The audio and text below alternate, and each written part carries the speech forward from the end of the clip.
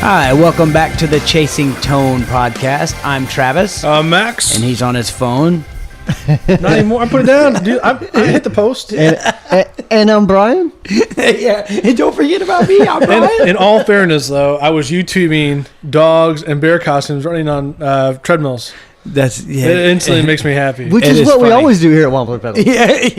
It's like when I'm feeling down, I'll just look at that. Like, it's a dog in a bear costume. Hey, Max got him some new kickers too, man. Yeah, I got these for the wedding. You guys will know if you were there. Yeah. I'm taking your Christmas present back. You can't do that. No backseats. It's already after Christmas. I already have it. Oh, yeah, you already have it. This damn time warp gets me every time. Tesseract, if you will. Huh? The Tesseract. So you know what you need to do? You need to go, oh, man, that present was awesome. That present, the best present I ever got. You didn't I like still your tube don't know what screamer? it is. It's after Christmas. You didn't like your tube screamer? Dude, That's guilt. We're almost up to NAMM week now. Oh, my God. Yeah, we're at NAMM right now. Holy NAMM. Some of our listeners might not know. Sometimes we record 2 or 3 of these at a time. Yeah, because for instance, next week we're not gonna be able to do it for the next 2 weeks. Next 2 or 3 weeks, yeah. Yeah, so 2 or 3 weeks. We got Christmas. We're right up to Christmas right now, technically. Yeah, Christmas, New Year's, and recovering, and then NAMM. And then NAMM a couple weeks later. We could try to do a small one from NAMM. That's what we were talking about. Yeah, we should probably do one at NAMM. Let's not pick one of the mornings while Max is hungover. So no mornings. Well, the first couple will probably be all right. I tell you what, dude, winter NAMM when it comes to the hangovers and everything, it's not that bad. Is way easier than summer NAMM. Summer NAMM is brutal. Summer NAMM is brutal because I was like hungover and it was hot outside.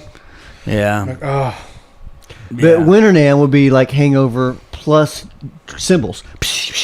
Well, it's Are we by the drums again? Oh, yeah, we're right on the edge, bro. Because thanks to the lovely folks at NAMM, they think that guitar pedals should be next to freaking drums. GoshNAMMit. Seriously. GoshNAMMit. I'll go with that. Hashtag GoshNAMMit. GoshNAMMit. Right? Hashtag. No, it's because like nobody in LA though knows how to drink, and everybody in Tennessee drinks all the time. Down there, I'm just a normal person. In LA, I'm an alcoholic. Whatever. I think it's America. You're an alcoholic. Whatever. We've had this discussion 2 podcasts ago. Yeah. If you're outside of America, you're just like having dinner. European, you know, right? And it's not abnormal. Yeah, but if you have 2 beers in America, you're alive. At least in the Midwest, it's like you drink a beer every day. You're alcoholic. Yeah. It's like, well, that's when you say, "Yeah, on my way to church," and then it fixes it. You have one tall boy during breakfast, and then you're a leper. Dude, it's so funny. Whenever my mother will bring up something that I did that's probably not very good in my childhood, like for instance, Remember that time you broke the vase? Like for instance, we used to this is probably just an Indiana thing, corning cars. Have you ever corned? I never corned a car. I've heard of it, but I've never done it. Yeah, basically what you do is we grew up in Bloomfield, and basically it's all cornfields. So basically Amish country down there, right? Well, Amish country's Odin, but I grew up there too. Okay. So, but that was like I was old enough to kind of out of that stage when I did this. But Gotcha. when we were in Bloomfield, you'd go into the cornfield, you'd grab ears of corn, and you'd shuck all the corn off of them. Okay, so it's real hard pellets of corn. And then when cars drive by, you just grab a handful of corn and you throw the crap at them. And it goes tick, tick, tick, tick, tick, all over the car, windshield. It's a terrible, mean thing to do, but it was just the norm. Everybody did it.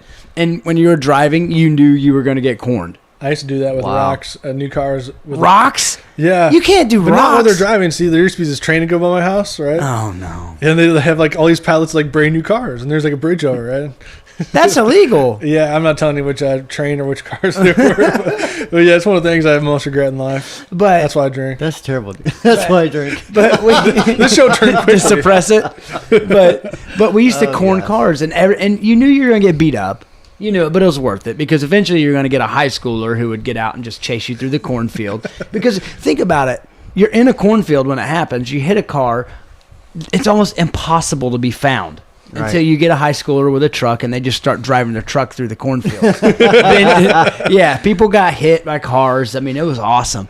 But, wow. My mom would bring that up. I'd be like, yeah, I'll never forget that. I was walking on my way to church, and then all of a sudden some guys were like, hey, do you want some corn? And I was like, well, it's corn for church. And the next thing you know, they threw corn at me, and I threw it back, because I thought it was a game, and I hit a car. So everything I've ever done is on my way to church, and it drives my mom nuts because it's like, you remember that time you broke that vase? Yeah, I was minding my own business. It was right before we went to church. But that's all about Guitar Tone. They do play guitar, ambient delay pedals at church. Boom. I'm Catholic. We think they're the devil. You think no, as long as you feel guilty. We really don't think as long as you're guilty. I feel kind of guilty about it.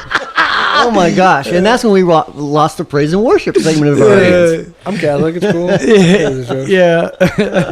No, the only reason I say that is because Max, I was like, "You're Catholic, right?" He's like, "Yeah." You ever felt guilty about anything? I'm like, "Yeah." He's like, "Dude, be Catholic." Oh my god! So a Catholic guy said it, not me. Speaking of praise and worship, did you get a chance to play that Tyler amp at the barn? Yeah, I did. Did you like it? Yeah. Well, I thought it's a great sounding little Princeton. I thought, man. I thought you hated Princeton. I actually did, but then the more I use that thing, it actually sounds pretty good. Does it take pedals well? Because my 65 Princeton does not. It does, but I'm using that different cabinet. So I'm running to a different cabinet. See, that 10-inch speaker doesn't agree with pedals. It could be, because I'm running through an HM75 WGS and a Pine 112 cabinet, and it seems to take pedals really well, yeah. Yeah, see, my Princeton does not. What? I was answering emails all day. I never got a chance to play it. Well, I was working out there. We did it. We did a demo video. We did a video through it. Oh, did you? Yeah. A couple videos. See? You're just playing around with it. It's just, look, what do they call it? It's an occupational hazard having to play through that awesome amp. It's not a hazard. How do you know? Because I haven't played exactly, it. Right? I was minding my business on the way to church, and Brian was like, "Hey, you should." Yeah. Sure. So Max's completed. Max's full circle thing. I was talking to him the other day about what was my theory about beer being a sports drink. Oh yeah, any sport can be enhanced through the consumption of beer. Yeah, as a spectator. As a spectator only. Yeah, as a spectator. Think about it. I got a totally off-topic thing that I thought was pretty cool for you guys. Okay. I told Max about this already. What's that? So, I'm a big marketing fan of such, right? Mm-hmm. So, grocery markets, supermarkets, Guitar market. No, so I like this podcast called Fizzle Show. Okay. Fizzle is it's a community for people that do a lot of writing and write books and that sort of thing. But I'm a huge fan of the podcast because it's a similar setup as what we have. There's a guy that's kind of more like you, and then a guy kind of like me, and a guy kind of like Does a guy supposedly like me, does he do handbag reviews or something? He does that for fun, yeah. Yeah, okay, gotcha. Yeah. Does he have cool hair? Huh? He does have a cool mustache. Let me guess, it's like yours, isn't it? It's awesome. But so he actually plays guitar.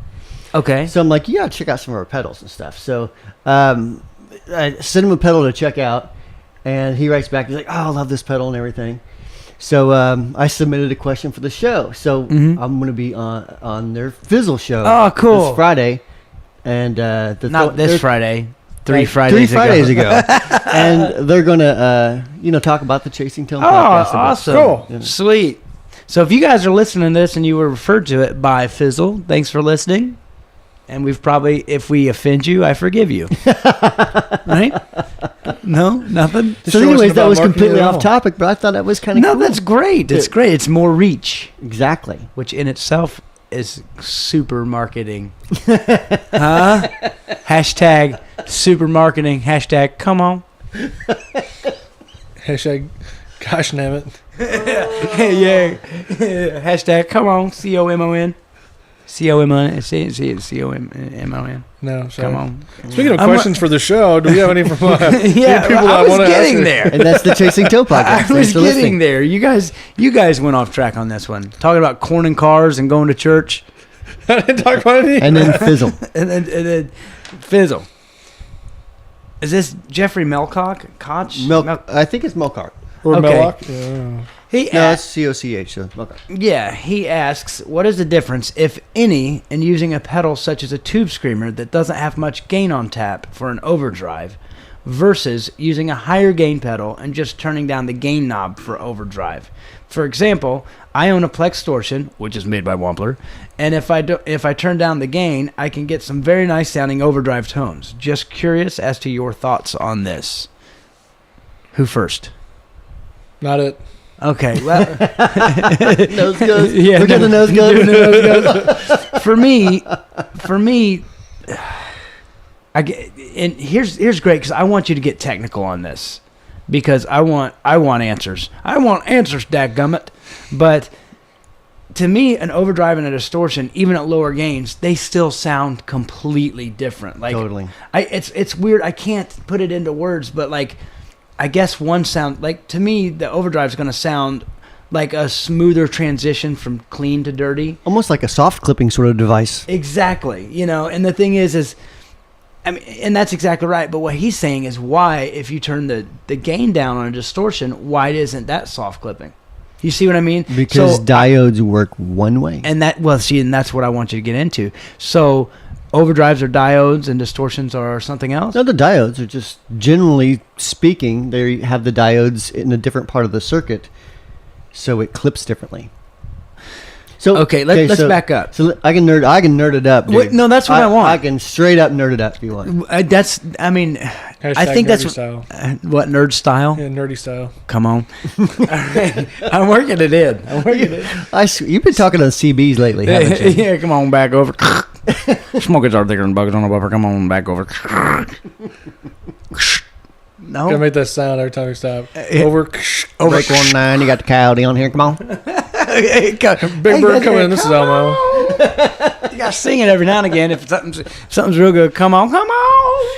No. All right. Okay. So let's go. Let's get into this. Nerd it up. It up. For the rest of our audience that doesn't like talking about diodes and thresholds of clipping characteristics, this is the time that you can just skip forward about 5 minutes. Can I go get tea while you're doing this? You guys might want to take a bathroom break. I'm going to go get some tea. You got this, Max? Here's some chocolate. Okay, so... All right, we're going to stereotype a little bit here. Overdrive generally is going to soft clip, and distortion is going to hard clip. And the way most often that's done is by putting in an overdrive, you're going to have diodes in the feedback loop. So it soft clips. Travis is showing his shoes on the camera. And the distortion is going to have diodes to ground, which is going to hard clip generally. Now, that's not the rule. That's not the way it is every time. But that's the way it is a big portion of the time with most pedals. Hashtag GeneralLee. So distortions generally... Sorry. I don't know why, man. Look at Max. I cracked Max up so bad. It's so funny. Sorry, rewind for a second. Brian said generally. Like, generally, they do this. And Travis looks over and goes, GeneralLee. And then I started thinking about Dukes and Hazzards and crashing cars. The thing is, I just snorted, but he started cheering up, and it's one of those things like it's not that funny, but the teacher's talking in class, and he can't laugh, so it makes it funnier, Yeah. Okay, Brian's saying something thoughtful and like meaningful actually means something. We're cracking GeneralLee Dukes of Hazzard jokes. Okay, I'm sorry, boss. No, that's all right. This would be a good test to see if anybody actually wants to hear, like, you know how we get people that say, I'm tired of all you guys just talking about nothing. Yeah, no, people do want to hear the tech stuff, and I do too, but you said GeneralLee, hashtag come on. Hashtag Daisy Dukes. Dude, it's like that. Hashtag Daisy Dukes, and I'm going to click that hashtag to see what else comes up on that. Hashtag Daisy Dukes. I'm pretty sure nothing guitar related will come up on that one. I'm fine with that. Okay, so let me get back into mode here. So generally, let's say you're using op-amp based circuits. On the op-amp, if you're using op-amp based circuit, then your diodes are going to be in the feedback loop for an overdrive and to ground after the op-amp for distortion. But distortions in general are distortions in general are really designed more for a higher gain setting. So you're going to notice, like, if you turn a distortion down, it's going to get a little bit more muffled. it's not going to be quite as clear or bright. You can get an overdrive out of it, and it could be a good sounding overdrive, but it's hard telling if it's going to be better than an overdrive. I'll interrupt something right there. Like a pedal that actually does that, and it's funny you're actually wearing the T-shirt for that pedal, but the Sovereign. Yes. You know, because But I have a switch on there. We have a switch on there to change the gain stages so they don't clip as hard. Oh, okay. Is that the boost switch or the That'd mid? be the boot. The mid one, right? Mid presence or something. I forget what it is. I forget what we called it. Okay. But it's the boost. It's the toggle that changes the gain. Okay. All right. So that makes sense. I forget what we called it. Okay. Sorry to interrupt. But no, that was one that like I wasn't familiar with that pedal, and you're like, take this home, da da da da. And you're like, it's a pretty good overdrive too. And I was like, well, I thought it was just a distortion. Mm-hmm. So that's why that popped out of it. Yeah, but that's a JFET mu amp bass circuit. I know. It's totally different than op amp bass. I mean, if you're talking about mu amps, I know. It's kind of mu amp is kind of like well, we've talked about a JFET, right? Yeah. So with a JFET, you have to bias it with a couple resistors. Okay. Okay. With a mu amp, you don't have to change that biasing resistor every time. You can use the same resistor values and put another JFET above it that connects to power. And But you'd have to bias that one, right? that one self-biases. Oh, boom. But as the characteristics of the circuitry is two totally different things. So you can make that mu amp circuit clip really hard, or you can make it clip softer, which is what the switch does. Oh. Yeah. So wake up! Now's the time that we get back to the normal stuff. Oh, GeneralLee. Daisy Dukes. Oh, dude. I started laughing so much I started crying a little bit on that. That was. By the way, who really carries a bow and arrow in the trunk? Dude, seriously. True story. Daryl After I watched Dixon. The remake of Daryl that show, Dixon. they shot a flaming arrow into a jug of gasoline. It's like, I wonder if that actually works. And I did, and it does work. Does it really? Does it go boom? I shot my compound bow. I shot a flaming arrow into a jug of gasoline. And it went kaboom. Did it really? Only because Yes. it made it spark. Yeah, only because like the vapor, you got to undo the gas cap. First time it didn't work. Just the arrow went out. But if you open up the gas cap, don't try this at home. I might have Don't do this. I might have one or two. We're untrained beers. professionals. But yeah, it really does work. Untrained professionals. I need to bring my you like fire? I need to bring my compound bow over. We'll just shoot some flaming arrows into gasoline jugs. That sounds really dangerous. Wait. What if would this work? If you put a gasoline jug and then a piece of metal, and then you shot with your gun the piece of metal, I've that tried would spark it. You I've have tried tried that. It doesn't work. Don't try that. Even if you hit the metal and it sparks? It won't spark. Okay. What about low caliber? You know like what? a Let's just 22? talk about how you make bombs on here. Sure.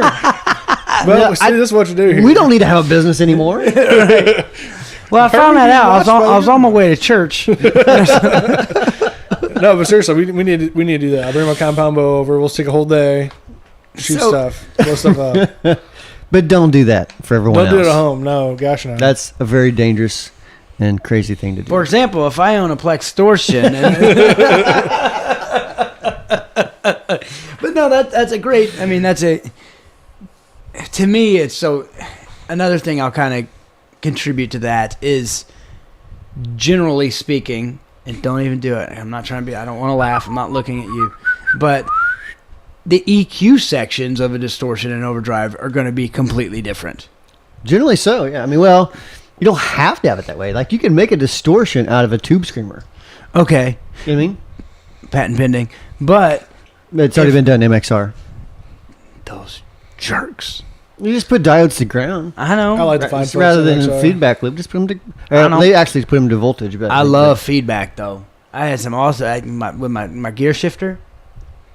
Just Your hit it. whammy your whammy bar, your wang dang. Yeah, my twang bar.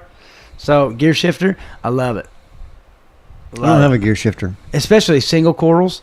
You can especially single. I just crack yourself I got a up gear with shifter on words. my neck. Yeah, B on my bender. G, on my G. Here's a trick that y'all should try out there if you're using a Strat. A lot of people just try it. So if you're at higher volumes, especially running some gain, take your Strat and move it to, like, if you're right-handed, take it and move the body off to your right to where the speaker can hit the back cavity where the springs are. Right. The feedback easier. Yeah, it'll feed back. A lot of people don't know that. You know what I mean? Because I didn't know that. You really didn't? I really dude, you didn't. got to try it. Your body's absorbing sound. So just see, I might have to move that guitar way over. Yeah. To clear my body. Yeah, no, you don't. But yeah, move your guitar to the right. Basically, I mean, the sounds, instead of hitting your body, is hitting that pickup right below. Right. Yeah, the pickup's getting the sound easier. Yeah. It's not getting absorbed by your body. So I'm a natural feedback buster is what you're saying. Everyone is. So, awesome, but a lot of people don't realize, like, and this... Most people are going to be like, well, duh. But there are some people listening to this that don't know because they don't play at volumes. Mm-hmm. But what causes feedback is it's like Brian said, it's called a loop. What happens is sound comes out of from your pickups to the amp, and then if it comes back from your amp to your pickups, they pick it back up. And that completes a feedback loop. So pickup. So you get this exactly. So you get this squeal, and it's really cool because. Most times I can control it. Yeah, and also, you know what you can do if you change the position of it'll change pitch. Like if you go to a 45-degree angle from the amp, it'll change the harmonic frequency. Yeah, exactly. And most of the time it's in key with the song you're playing. Yeah. Like if you're on say you're on a D or something like that, then it might be like a root note, or it might be a third or fifth. Yeah.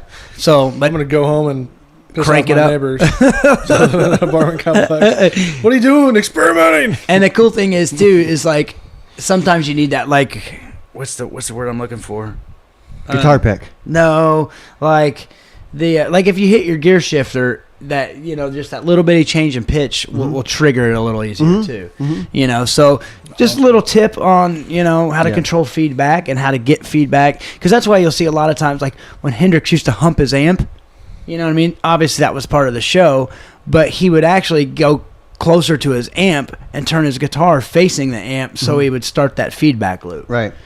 So if you never knew that either? I guess I never really thought about it. You ever notice some notes feedback better than others based on the resonant frequency of the guitar, I think? The E note, the one that always gets me, like, okay, there's two notes that always really feedback really well on my Strat for some reason, and that's the E note on the 9th fret of the G string, or the G flat note on the 11th fret of the G string. Those two feedback like awesome, and it's so cool coming out of like a big Hendrix thing in E, and then you drop down to that. What would it be? The second, I guess. And then you drop down to that 2, and then it's just like this cool spacey thing. Oh, it's awesome. If you had a wheelhouse delay that you could put on after that, I got a wheelhouse. It does. It doesn't, and it's actually got more parameters. Is the timeline, and I have that, so it's fine. It's too big to put on your board. It is too big to put on my board, and I have to run separate power. But if I had a timeline, I'd use that. But or a wheelhouse, I'd use that. But I don't. Or El Captain. I don't have one of those either. I like those. Yeah.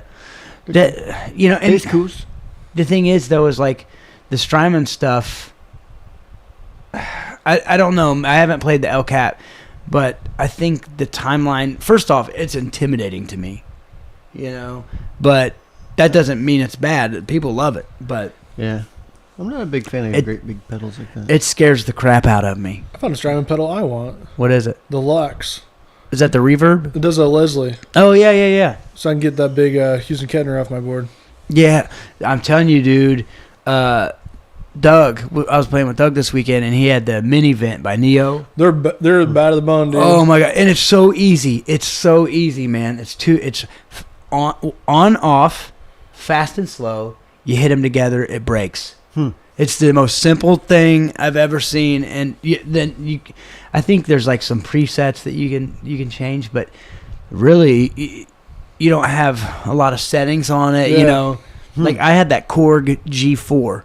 And it was awesome, but it was the biggest tone suck I've ever played in my life.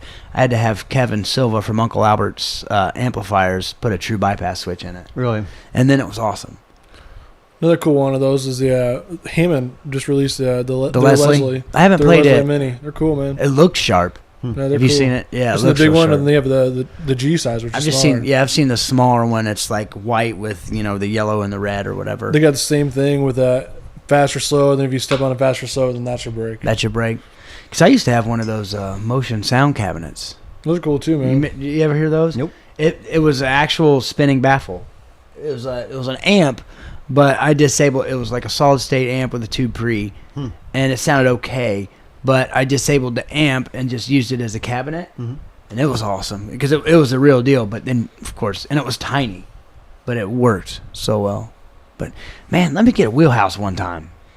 Come on. Come on. No, you can't just say come on. Come on. It's got to come naturally. You have your trucker voice, dude. Use your trucker voice. Come on. I have a trucker voice. But it's got to. If I was a trucker on a CB, nobody would be able to understand me. Like, that guy's drunk behind the wheel. Come on.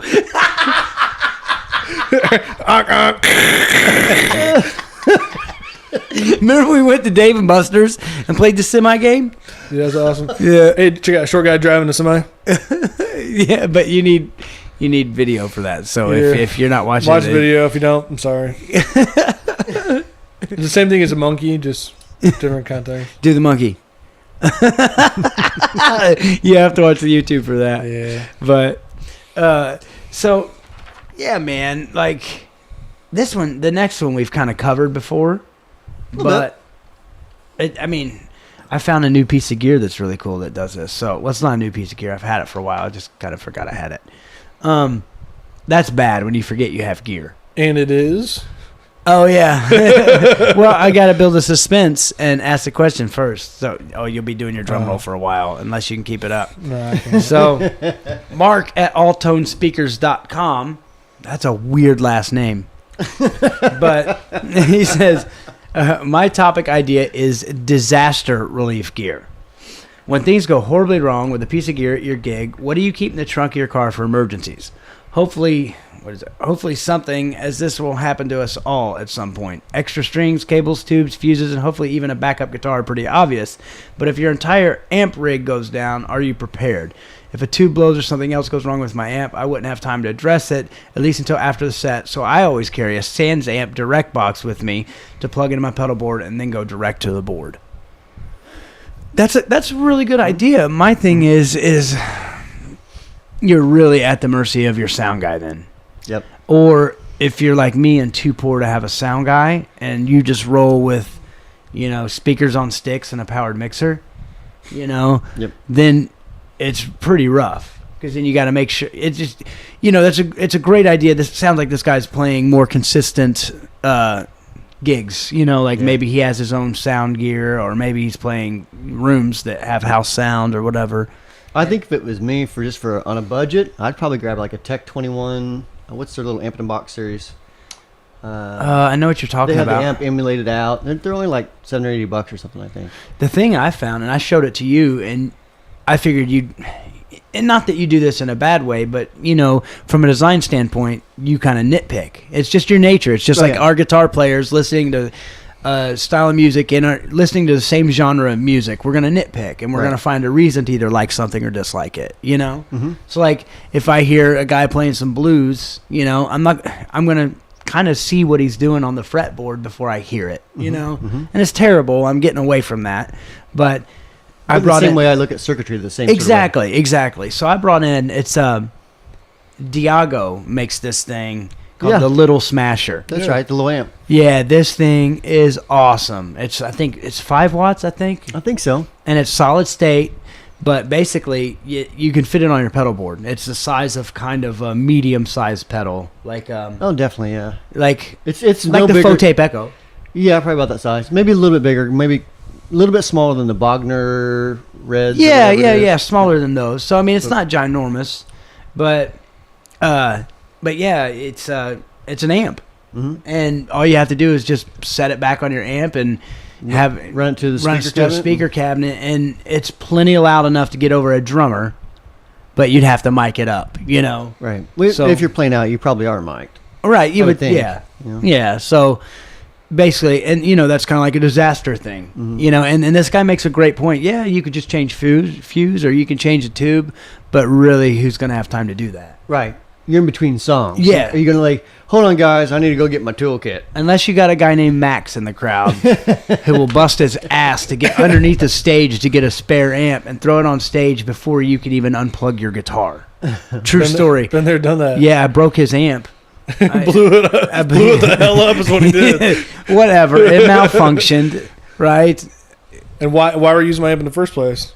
Because I blew my amp up. Because you blew your amp up. It's like, hey, I blow amps up all the time, especially at this one place with their power. Can I borrow your amp because I blew mine up? He said yes. That's his fault. It is my fault. And no, I'll do it again in a heartbeat. And I know. And plus, you got a cool pedal out of it. That's true. Do you still use that pedal? Yeah. Do you? But anyway, I blew his amp up, and you have that because it wasn't like a dying tube; it was just on and off, and then smoke. Yeah, I let the factory smoke out of it, but I turned around, and I'm like, oh my god! I look at the amp, and Max like very calmly, sticks his finger up like. 1 minute, just a second, like confidently just sticks one finger up, and the next thing I know, there's an amp sitting right in front of this amp, and then he just plugs it in for me. I'm like, that's why we're best friends. 1, 2, 3, 4. And it goes right back into the tune. Yeah, yeah, you're right. And it was, I think it was "Rockin' Horse" by Government Mules, the tune we were doing, and it has this like little. We were getting ready to go to the bridge, and then this happened, so we kind of stopped, and. Like it was like a 30-second, not even 30 seconds, probably 10-second changeover, and then all of a sudden it was 2, 3, 4, then right into the bridge. It was perfect. I already knew the amp settings and stuff. Got my logbook out. Tell me you don't keep a logbook of other people's amps. I do. I actually do. Yeah. It's kind of sad, especially when we go see people. Like when we went to go see Jake Owen and all their guys.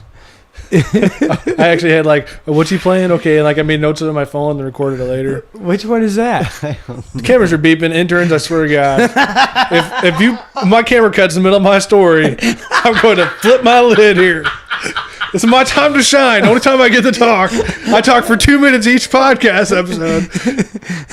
Okay, I don't think it's my camera. If it is, just keep it on. Just keep it rolling. I don't even know which camera it is. It doesn't matter at this point. We're too far in. Yeah, but I'm just that big of my gear nerd. But I'm the kid that grew up, seriously, in school. Like, I have crayon descriptions of me wanting to be a guitar tech. Yeah. I've always wanted to be one. Yeah, and that's the thing, too. Most people... Which is perfect because I need strings changed on my guitars. I don't want to be your guitar tech. The only time you ever change strings is when I change them. And it's usually like 5 minutes before you need it. We have video of Brian Wampler changing his own strings on his guitar. I cracked the joke. I'm like, dude, you're changing your own strings? He's like, how'd you know that? Because there's a video of it. Now I know he can't. Uh-oh. I'm not going to say that story, but I'll tell you later. How about another inside joke, guys? But next show is just all inside jokes. It won't make sense to anybody. Now, Brian is the problem with that last question with Brian is, and I'm not making fun. It's just you can. I'm used to it. No, it's your personality. You always carry two of everything, if at all possible. Yeah. Right. Yeah. And so I mean, I carry two heads. Yeah. I mean, the thing is this probably drive you nuts, but when I'll do a gig with Tad Robinson, most of the time I just bring one guitar and an amp. If I do that, I know for a fact something's going to fail. If I bring two, I know for a fact everything's going to be fine. Yeah. Just, I don't know why. It's always been that way. Yeah, and like the Wednesday night blues jam, I'll bring one guitar most of the time. Yeah. Because I'm only playing a 45-minute set, and then I'll only get up, sparingly throughout the rest of the night. But And that gig's completely different because the house has backline. So if something goes wrong, it ain't my fault, know. So I mean, but still, I still try to take the necessary precautions. But what all do you bring? Man, I never really bring a backup amp. I don't know why. I've been pretty lucky. I guess I play amps with two different inputs, so I can I guess if one side goes out, hopefully the other side's still working. Unless it's power tube. But I actually carry the extra power tube. I actually wrote a really cool blog. You guys are checking this out of disaster preparedness stuff you put in your guitar case. Yeah. So yeah, it is a good blog. I actually read that one. Yeah, I know, right? Do you ever bring spare speakers just in case you blow one? No, I've never done that. I figured at that point I'll just negotiate with the club to pay me part of the money that I'm just leave. But yeah, I don't know. I always bring a couple extra guitars. Right, not a couple. I'll bring two guitars. And actually, recently, a guy that I guess helps us out, works for us, Bob Hebert, built me this little mini or micro pedal board, and I've thrown that in my guitar bag now, just in case my whole pedal board goes down. Yeah, I can just plug and play with that. So my bass player carries an extra amp in his gig bag. Yeah, it's David Eden. They have like a mini pedal or mini amp. Yep. A lot of people will use that crate power block. Yeah. That thing sounds great on bass. Yep. Yeah, and do they still make those? I don't know if they do or not. Billy Gibbons was actually using one for a while for guitar. Really? Yeah. Yeah, but it's solid state, crate power block. If I remember correctly, they were like $100 or something. I mean, unreal, you know. So I mean, that's kind of real. I don't know. That little Diago little smasher, that's kind of my disaster saver because it's tiny. Mm-hmm. You know, you're pretty prepared. Yeah, I mean, I always bring 2 heads just in case. And Max brings an extra board. The worst thing ever would be if I had to go direct. Which I've told you my story before about having to do that. It was brutal. Yeah, it's just I used to play at a church, and if they ever said, "Oh, all right, we're going direct," I'd be like, "I quit." Nope, not doing it. No church today. I will put my amp in another building and run a cable to it. Exactly, but I am not going direct. It's like I'll put the amp outside. But I ever tell you, there's a cover band around Indianapolis that plays a ton, and they do a lot of corporate stuff, and the money's pretty good. But the problem is they play so often that if you have your own thing, you don't have a chance to do it. Mm-hmm. You know what I mean? And that's the main reason that I didn't. Basically, I got offered the gig, and that's the main reason I did not, because I have, you know, my project I want to do, and then moreover, there's another project that I'm getting ready to start. Anyway. Is that the Christmas song CD? Yeah. I'm telling you, that's a genius idea. No, it's not. Only if you want to lose all credibility as an artist. Speaking of which, did you hear Joe Bonamassa just put out a Christmas tune? Dude, it's genius. Seriously though, like it gets airtime it'll get airtime every year. It's in syndication every year. Yep. You're right. I mean, it is a good idea, but at the same time, I don't know. It'd have to be a pretty good tune, not just a regular blues tune. You know that song Jingle Bell Rock, right? Yeah. You know the guy that wrote it lived here in Martinsville. Yeah, Bill Haley? No. Who was it? Bob Helms. Bob. Yeah. Weird Max Jeffrey history with that. That was actually the very first time I ever played guitar in public in front of people. It was Jingle Bell Rock. Really? Yep, I sang it for like a 3rd or 4th grade Christmas program in my school. That song's actually really hard to play. It's like C major 7, C6 to C. I rocked it though. Jingle bell, and then D minor 7 to G7, D minor 7, G7, and then it repeats. Yeah, but it's actually pretty tough. It's got some cool chords in it. Expensive chords. Mm-hmm. And there's your guitar lesson for Jingle Bell Rock. Boom. Which would have been relevant 3 weeks ago. Yeah, right. Speaking of, dude, you know we're in this time warp. We're in Morgan County. Our damn Christmas lights are still up. Yeah. I keep forgetting it's like end of January right now. You know, it only it's weird because it feels like it could be December 17th. It feels that way. Yeah, I don't know what the deal is. It's so weird. We can keep up probably till March, and then we gotta take them down. Yeah. After that, it just starts looking a little weird. And for those listening, we're talking about our Christmas tree. Yeah, we have a Christmas tree up still. So, but I think that wraps up a lot of stuff. We actually talked about relevant stuff on this one for a little bit. It's been a very odd one. We actually talked about. And you got nerdy on this one. Yeah. Talk nerdy to me, Brian. Op amps, and biasing, JFETs, mu amp stages. Flaming arrows and the jugs of gasoline. Yeah, come on. But thank you guys so much for listening. Please leave us a review on iTunes. You know, that'd be swell of you, right? Be our Facebook friends. Yeah, be our face page friends at facebook.com/Chasing Tone Podcast. Check us out on the Insta pages. That's Instagram, Chasing Tone Podcast. If you have any questions or comments, keep them to yourself. No. If you have any questions or comments, either leave them in the YouTube comments if you're watching this, or shoot us an email at podcast@wamplerpedals.com, or of course send us a Facebook message. So for Max and Brian, I'm Travis. Thank you guys so much for listening.